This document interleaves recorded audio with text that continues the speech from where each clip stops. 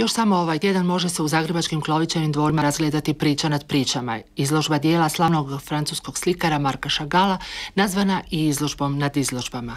Hrvatski ljubitelji likovne umjetnosti već su u velikom broju razgledali izložbu, no za one koji još nisu stigli ili bi jednostavno još jednom htjeli uživati u djelima što lebde između iluzije i stvarnosti, a koja se nakon zagrebačke izložbe vraćaju u Francusku, Galerija Klovićevi dvori otvara svoja vrata od četvrtka do nedjelje od 10 do 22 sata.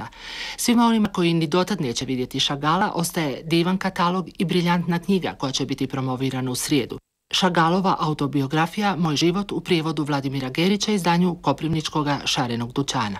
Nijednog konkretnog podatka nema, ni godina, ni mjesta.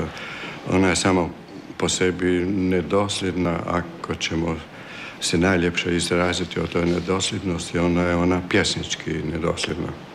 Takav je Chagall. Iako nema previše biografskih podataka u ovoj poetskoj prozi u kojoj nalazimo i Chagallove crteže, svakako možemo iščitati umjetnikovu duhovnu biografiju. Proteklo je 85 godina otkako je napisana i 75 otkako je tiskana u Francuskoj, no autobiografija je ipak stigla u naše knjižare u pravi čas da održi živim zanimanje za jednog od najvećih umjetnika 20. stoljeća.